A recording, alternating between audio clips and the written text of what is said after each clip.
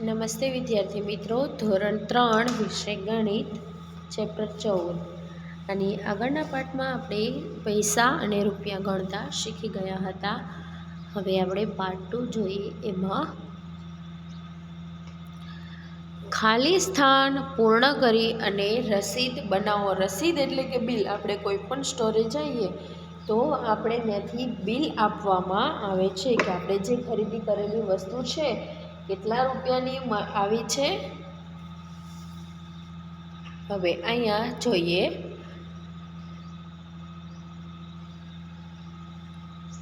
રસીદ છે Shriji stationary store, રાણી, અમદાવાદની.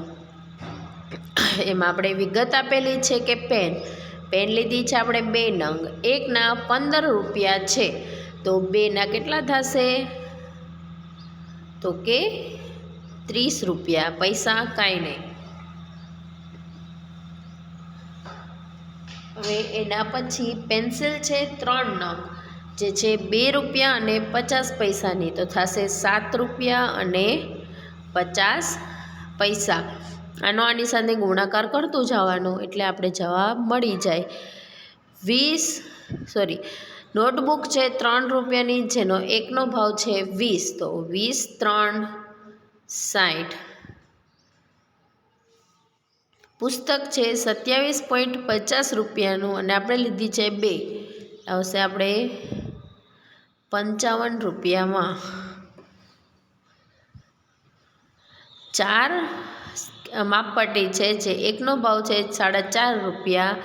તો આપણે આવશે 18 રૂપિયામાં. રબર છે 1 રૂપિયાનું એક છે, તો 10 નંગના 10 રૂપિયા. ફાઇલ છે 5 નંગ 15 રૂપિયાની એક, તો 15 5 75. હવે અહીંયા કુલ લખેલું છે, તો કુલ આપણે કેટલા રૂપિયા થાય એ ગણવાનું છે. તો અહીંયા થશે 215 રૂપિયા, અહીંયા થશે 50 પૈસા. આ રીતે આપણે લખવાનું છે.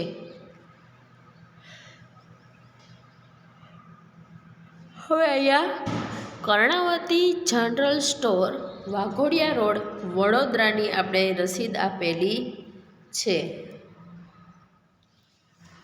એમાં કીધેલું છે કે દડો છે એના 15 રૂપિયા છે, તો આપણે 30 રૂપિયા આપેલા છે. તો કેટલા દડા લીધા હશે?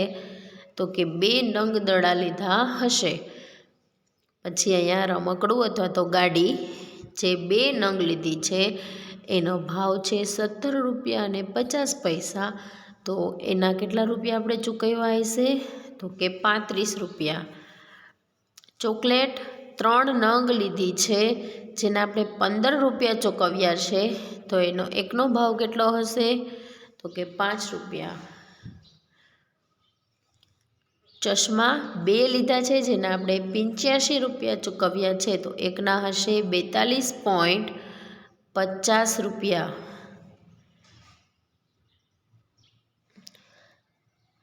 ટોપી, તો ટોપી આપણે 37 રૂપિયા 50 પૈસામાં પડે છે. આપણે એના 112 રૂપિયા ચૂકવીએ છીએ. તો આપણે ટોપી કેટલી લીધી હશે? તો કે 3 નંગ લીધી હશે. બિસ્કિટ 4 છે, 50 રૂપિયા ટોટલ આપણે એને ચૂકવ્યા છે. તો એક બિસ્કિટની કિંમત કેટલી થાય?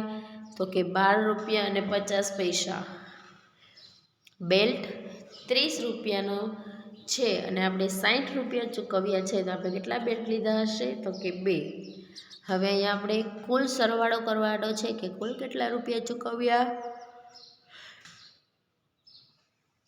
તો કે 387 રૂપિયા અને 50 પૈસા આપણે ચૂકવ્યા છે. આગળ જોઈએ. તો અહીંયા આપણે કીધેલું છે કે એક રમકડાના જીરાફ અને એક રમકડાના કારની કુલ કેટલા રૂપિયા થાય? તો એક રમકડાના જીરાફની કિંમત કેટલી છે? તો કે 6.6 રૂપિયા અને 50 પૈસા.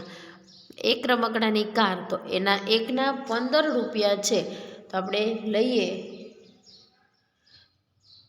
તો 21 રૂપિયા અને 50 પૈસા આપણે ચૂકવવા પડે.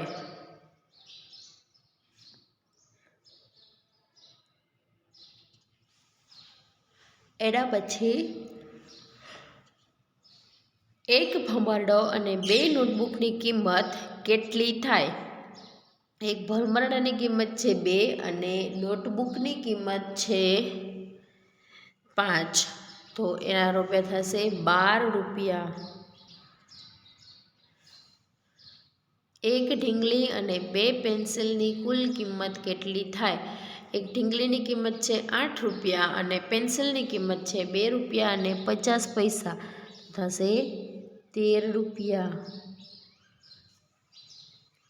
2 રમકડાના જીરાફ અને 2 ચોકલેટની કુલ કિંમત કેટલી થાય? અહીંયા 6 ને 6 12 ને ચોકલેટની કિંમત 1ના 50 પૈસા છે, તો આપણે ચૂકવવા પડશે 14 રૂપિયા. 3 પેન્સિલ અને 3 ચોકલેટના કુલ કેટલા રૂપિયા થાય? તો 3 પેન્સિલના એકના છે 2 રૂપિયા 50 પૈસા અને 3 ચોકલેટ એટલે થશે 9 રૂપિયા. 2 બિસ્કિટના પેકેટ અને 4 કેળાના કુલ કેટલા મળીને કુલ રૂપિયા કેટલા થાય? તો બિસ્કિટના પેકેટ અહીંયા આપેલા છે 4 રૂપિયા અને 50 પૈસાના છે અને કેળા 1 રૂપિયો અને 50 પૈસાનો છે, તો ટોટલ થશે 15 રૂપિયા. આ રીતે આપણે લખવાનું છે. આગળ જોઈએ. અહીંયા આપણે કીધેલું છે કે 3 રમકડાની ગાડી અને કારના 2 દૂધના પૈસા કેટલા થાય? તો આપણે અહીંયાથી જોઈને જવાબ આપશું. તો એના થશે 52 રૂપિયા. 1 રમકડાનું જીરાફ, 1 પેન્સિલ અને 1 કેળાની કુલ કિંમત કેટલી થાય? તો કે 10 રૂપિયા અને 50 પૈસા.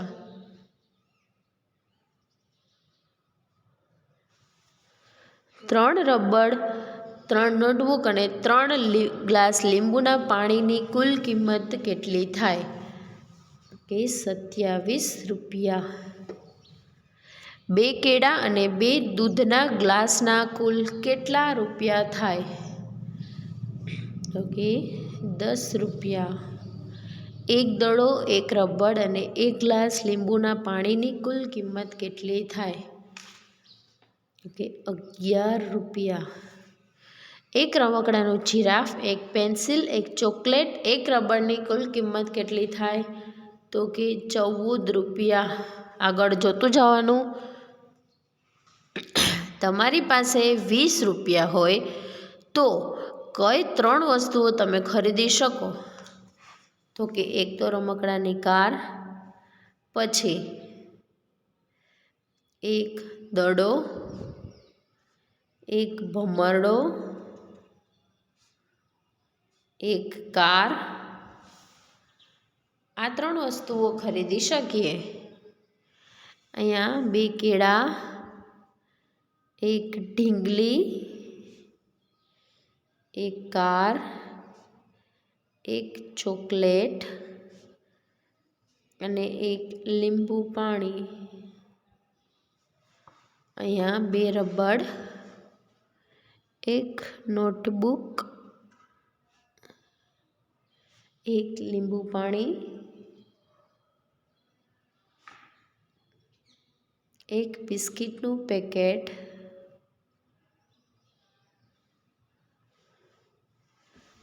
આટલી વસ્તુ આપણે ખરીદી શકીએ. જો આપણી પાસે 30 રૂપિયા હોય તો નીચેની વસ્તુ ખરીદ્યા પછી કેટલી રકમ વધે?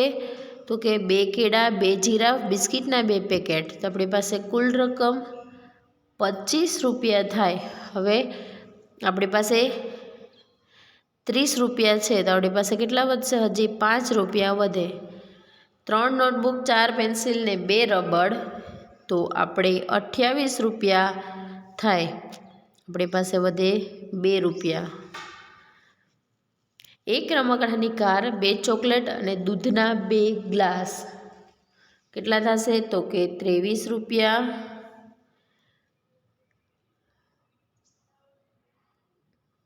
અને આપણી પાસે વધશે 7 રૂપિયા। 2 ગ્લાસ લીંબુના પાણી, 3 ભમરડા અને 2 રમકડાના જીરાફ, તો આપણી પાસે થશે 25 રૂપિયા વધશે આપણી પાસે। 2 ગ્લાસ લીંબુ પાણી, 3 ભમરડા, આપણી પાસે વધશે 5 રૂપિયા। 1 ઢીંગલી, 1 પેન્સિલ ને 3 ચોકલેટ, તો થશે 12 રૂપિયા। આપણી પાસે વધશે 18 રૂપિયા। બિસ્કિટના 3 પેકેટ, 3 કેળાના અને 1 ચોકલેટ, તો અહીંયા વધશે 18 રૂપિયા અને 50 પૈસા। બાકી રકમ વધશે આપણી પાસે 11 રૂપિયા અને 50 પૈસા।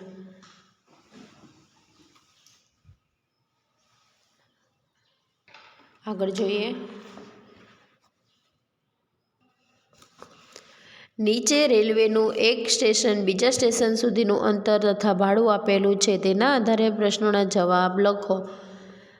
તો અહીંયા આપણે જોઈએ તો ન્યૂ જલપાઈગુડી, ન્યૂ માલ, અલીપુરદ્વાર, ગોલાપરા અને ગુવાહાટી, અહીંયા એનું અંતર આપેલું છે 495 કિલોમીટર, 366, 175 ને 57 કિલોમીટર।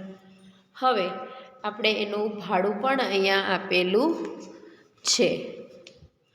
અંતર લખો, તો કે ન્યૂ માલથી અલીપુર, ત્યાંથી અલીપુર સુધીનો આપણે થશે 118 કિલોમીટર। અલીપુરદ્વારથી ગોલપરા, અલીપુરદ્વારથી ગોલપરા આપણે થશે 191 કિલોમીટર। ગોલપરાથી ગુવાહાટી,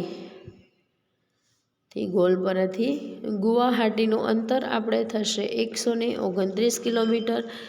ન્યૂ માલથી ગોલપરા એટલે કે અહીંયાથી અહીંયા સુધીનું થશે 320। અલીપુરથી ગુવાહાટી થશે 320। ન્યૂ માલથી ગુવાહાટી થશે 438 કિલોમીટર।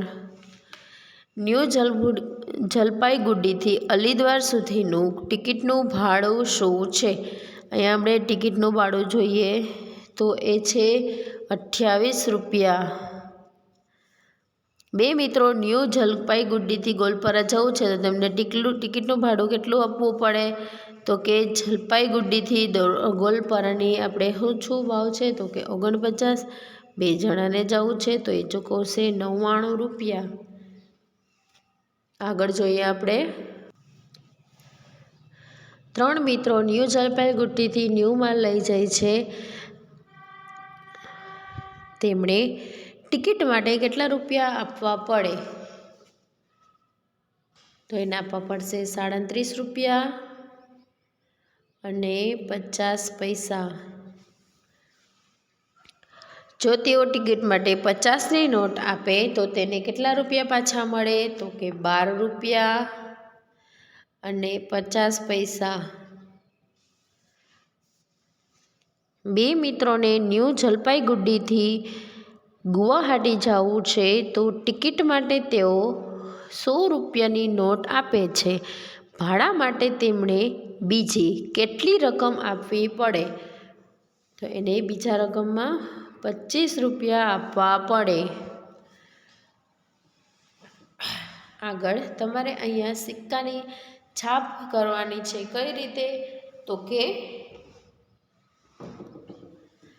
કાગળની નીચે સિક્કો રાખી અને એની ઉપર પેન્સિલ ઘસવાથી એ સિક્કાની છાપ થઈ જશે।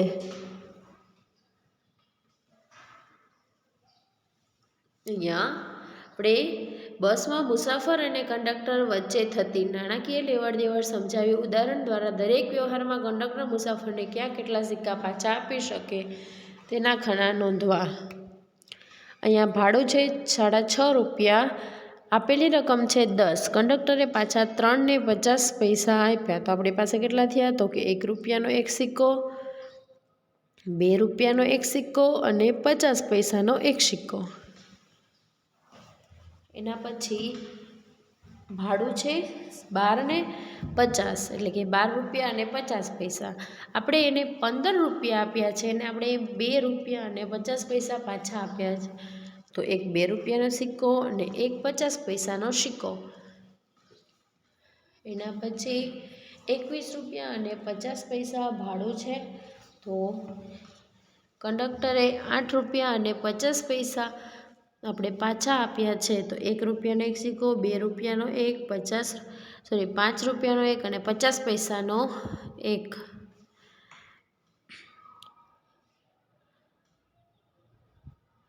હવે 26.5 રૂપિયા ભાડું છે. મુસાફરી આપેલી રકમ 50 રૂપિયા છે અને 23 ને 50 રૂપિયાને પાછા આપ્યા છે. તો એમાં પણ બધાએ એક સિક્કા આપેલા હશે. આગળ જોઈએ તો એમાં તમારે આપણે જે આગળ કરેલું હતું એ જ કરવાનું છે, જોડકા જોડવાના છે. તો એ તમારે તમારી જાતે કરવું.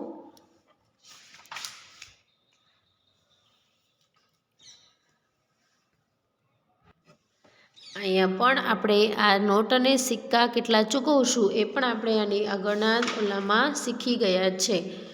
તો એ પણ તમારાથી થઈ જાય એમ છે. આગળના દાખલા છે જે હું તમને શીખવાડી રહી છું.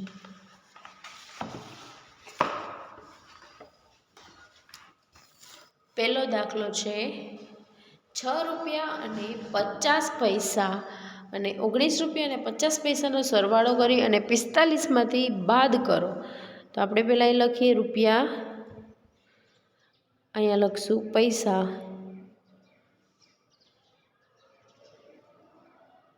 અહીંયા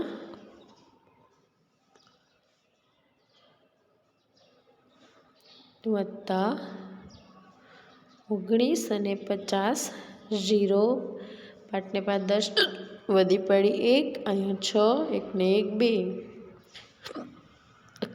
હવે આપણે 26 રૂપિયાને 45માંથી બાદ કરવાના છે.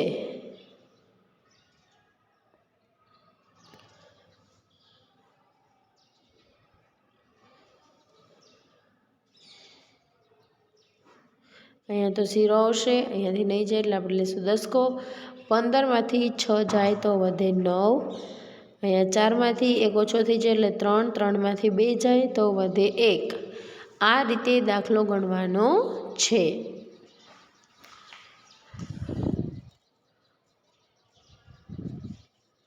અહીંયા આપણે જોઈએ 47 રૂપિયા અને 50 પૈસા અને 26 રૂપિયા અને 50 પૈસાનો સરવાળો કરી અને 85માંથી બાદ કરો. તો પહેલાં આપણે લખીએ 47 રૂપિયા અને 50 પૈસા, 26 રૂપિયા અને 50 પૈસા. હવે એને બાદ કરીએ, 5માંથી 5 જાય તો સરવાળો કરવાનો છે. 5 ને 5 10 ને 1 0, વધી પડી 1. અહીંયા થશે 14 નો ચોગડો, વધી પડી 1, 1 7. હવે આ 74 રૂપિયા જાય એને 85માંથી બાદ કરવાના છે. તો અહીંયા આપણે લખશું રૂપિયા, પૈસા, 85 રૂપિયા માઇનસ 74 રૂપિયા. 5માં 4 જાય તો 1, 8માંથી 7 જાય તો પણ 1. આ રીતે આ દાખલા ગણવાના છે. 89 અને 50 પૈસા. હવે અહીંયા આપણે અલગ કીધેલું છે.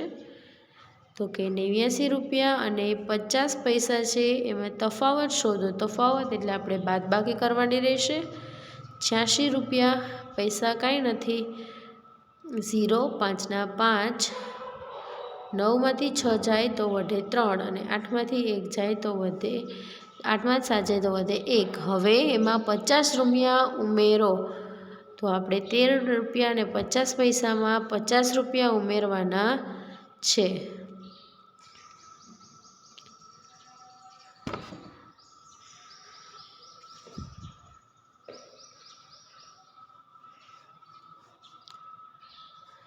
₹13 અને 50 પૈસામાં આપણે એડ કરીએ 20 રૂપિયા અને 50 પૈસા.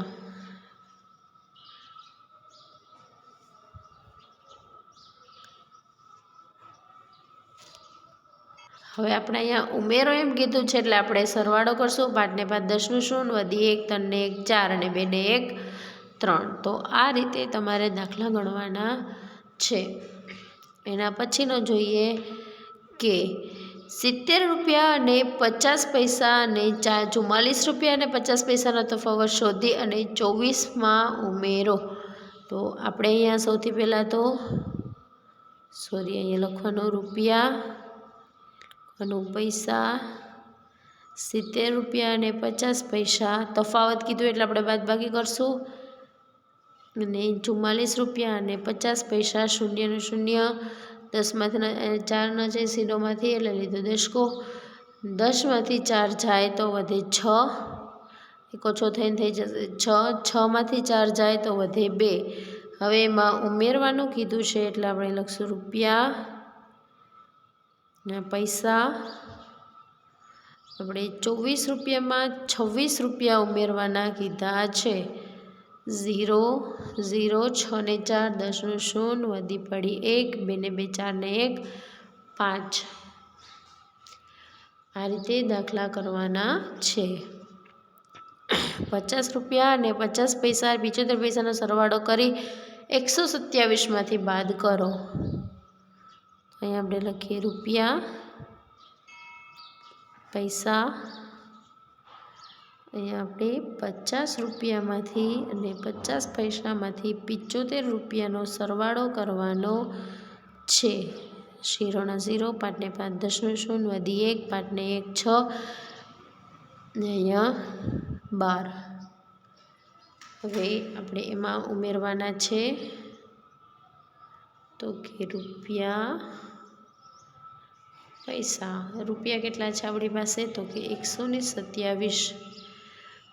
એમાંથી આપણે બાદ કરવાના છે 126 રૂપિયા. તો અહીંયા 0, 0, 7માંથી 6 જાય તો 1, અહીંયા 0 અને અહીંયા પણ 0. આગળના દાખલા છે એ તમારે જાતે જ કરવાની કોશિશ કરવાની છે. જો ન આવડે તો ઓનલાઈન ક્લાસમાં તમે કહી શકો છો. આની PDF તમને વોટ્સએપ ગ્રુપમાં આવશે તો એમાંથી પણ તમે તમારા દાખલા છે એ સોલ્વ કરી શકશો. ઘરે દાખલા ગણવાની પ્રેક્ટિસ કરવાની છે. અહીંયા આપણું ચેપ્ટર 14 પૂરું થાય છે.